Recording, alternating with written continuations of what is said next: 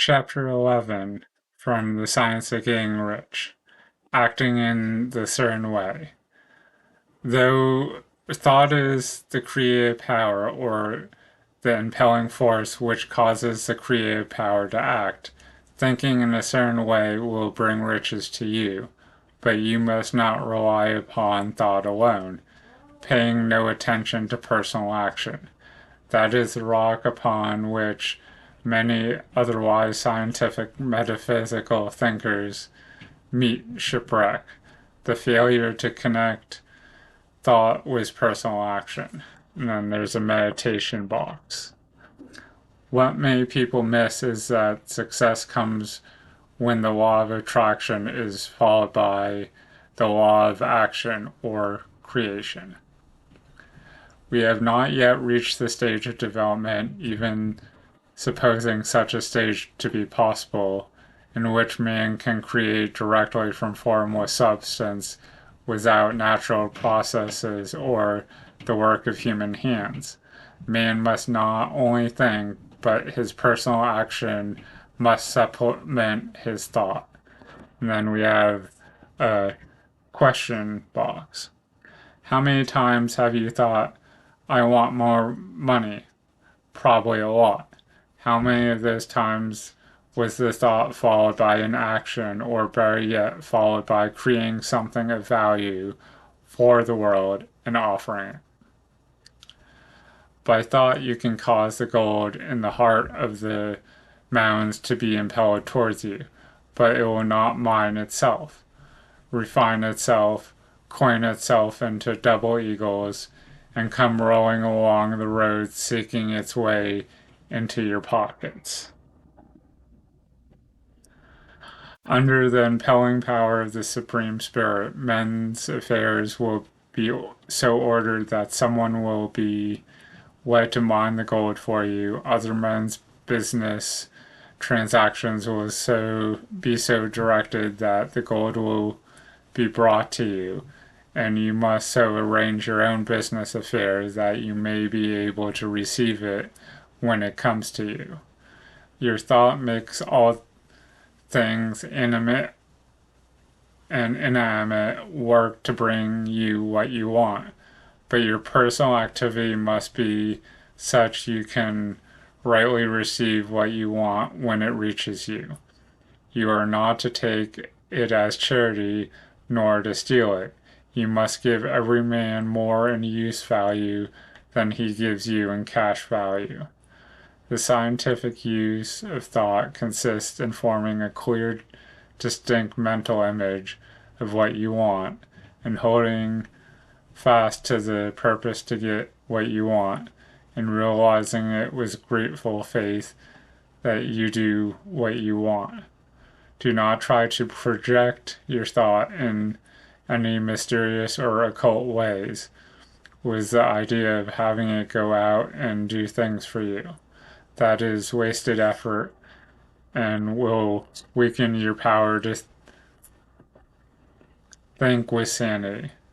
The action of thought in getting rich is fully explained in the preceding chapters. Your faith and purpose positively press your vision upon formless substance, which the same desire for more life than you have, and the vision received from you sets all the creative forces at work in and through their regular channels of action, directed towards you. It is not your part to guide or supervise the creative process. All you have to do with that is to retain your vision, stick to your purpose, and maintain your faith and gratitude.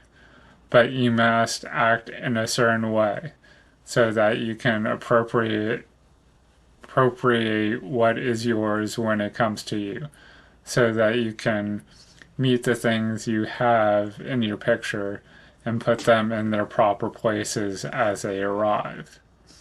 If you put out desire with no action, your mind becomes confused. It's like the story of the boy who cried wolf. If you keep saying you want something and then not really going for it, You love integrity with you love integrity with yourself, and your mind stops believing the words you say. And then we have the works box. When this behavior is repeated, it can set up a situation in which you have a hard time believing anything you commit to. If you're in the place now, it's okay. Just start small with things you can do immediately. Build up your belief in your own ability to follow through on your promises with small things, and then you can grow them into bigger ones. You can really see the truth of this when things reach you. They will be in the hands of other men who will ask an equivalent for them. And you can only get what is yours by giving other men what is his.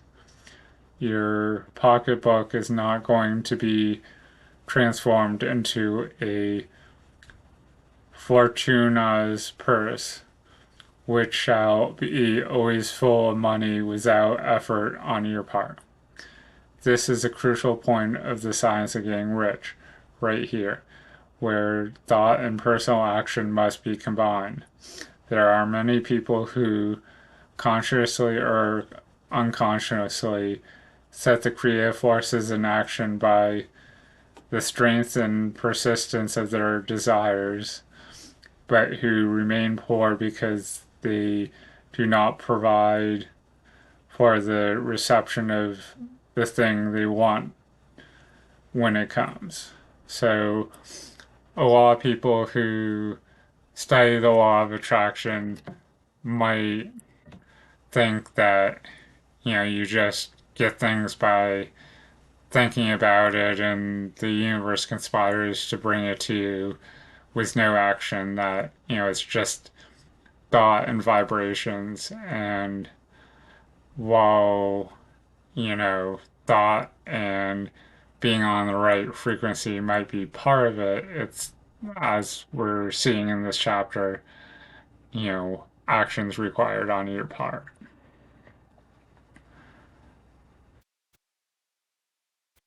By thought, the thing you want is brought to you. By action, you receive it.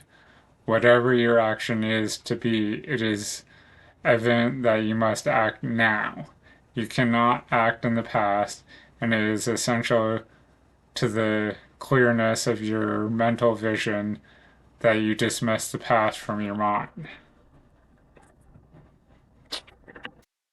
You cannot act in the future, for the future is not here yet, and you cannot tell how you will want to act in any future contingency until the contingency has arrived.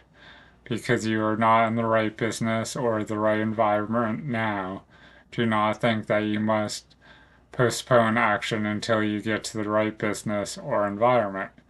And do not spend time in the present taking thought as to the best course in the possible future emergencies. Have faith in your ability to meet any emergency when it arrives. If you act in the present with your mind on the future, your present action will be a divided mind and will not be effective. Put your whole mind into the present action. Do not give your creative impulse to original substance and then sit down and wait for results. If you do, you will never get them. Act now. There is never any time but now, and there never will be any time but now. If you are ever to begin to make ready for the reception of what you want, you must begin now. And your action, whatever it is, must most likely be in your present business or employment, and must be upon the person and things in the present environment. You cannot act where you are not. You cannot act where you have been, and you cannot act where you are going to be. You can act only where you are. Do not bother as to whether yesterday's work was well done or ill done. Do the day's work well. Do not try to do tomorrow's work now. There will be plenty of time to do that when you get to it. Do not try by occult or mystic means to act on people or things that are out of your reach. Do not wait for a change of environment before you act. Get a change of environment by action. You can so act upon the environment in which you are now as to cause yourself to be transformed to better environment. Hold with faith and purpose the vision of yourself in the better environment, but act upon your present environment with all your heart and with all your strength and with all your mind. Do not spend any time in daydreaming or castle building. Hold to the one vision of what you want and act now. So, obviously, Wallace D. Wattles hammers the importance of action and acting now, not, being in the past or the future or worrying about what environment you want to be in. Just focus on where you are now and taking action now. Do not cast about seeking some new thing to do or some strange, unusual, or remarkable action to perform as a first step towards getting rich. It is probable that your action, at least for some time to come, will be those you have been performing for some time past. But you are to begin now to perform these actions in a certain way, which will surely make you rich. If you are engaged in some business and feel that is not the right one for you, do not wait until you get in the right business before you begin to act. Do not feel discouraged or sit down and laminate because you are misplaced. No man was ever so misplaced but that he could not find the right place, and no man ever became so involved in the wrong business but that he could get into the right business. Hold the vision of yourself in the right business with the purpose to get into it and the faith that you will get into it and are getting into it, but act in your present business.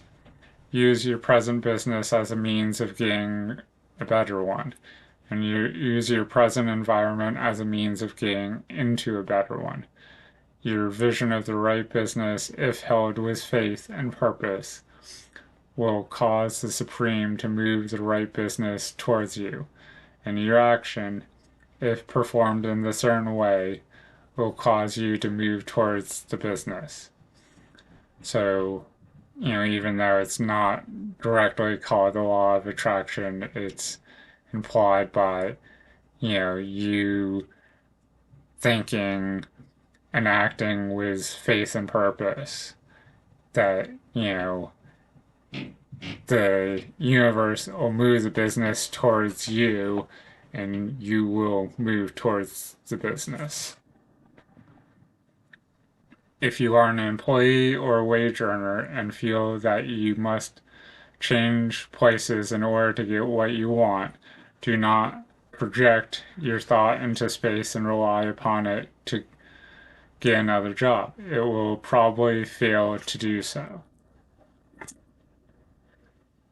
Hold the vision of yourself in the job you want while you act with faith and purpose on the job you have, and you will certainly get the job you want.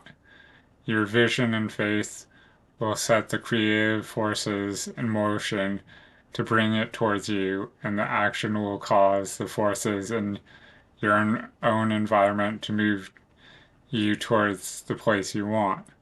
In closing this chapter, we will add another statement to our syllabus. So, the other day I was talking about how the quick start guide for the science of getting rich refer to the syllabus, and here it actually does talk about the syllabus within the science of getting rich. We have the read out loud box for the syllabus. There is the thinking stuff from which all things are made, and which in its original state permeates, penetrates, and fills the inner space of the universe. A thought in the substance produces the thing that is imagined by thought. Man can form things in thought, and by impressing his thought upon formless substance, can cause the thing he thinks about to be created. In order to do this, man must pass from the creative, or sorry, pass from the competitive to the creative mind. He must form a clear mental picture of the thing he wants and hold this picture in his thoughts with fixed purpose to get what he wants and the unwavering faith that he does get what he wants, choosing or get what he wants, closing his mind to all that may tend to shake his purpose, dim his vision, or quench his faith. That he may receive what he wants when it comes, man must act now upon the people and things in his present environment. And then we have the exercises. What action can I take in the next 24 hours? Set a goal and go do it. It may be simple as going over a budget and seeing where I can cut back spending. If I can't think of anything, well, then my goal is to get clear on my desire and focus on them.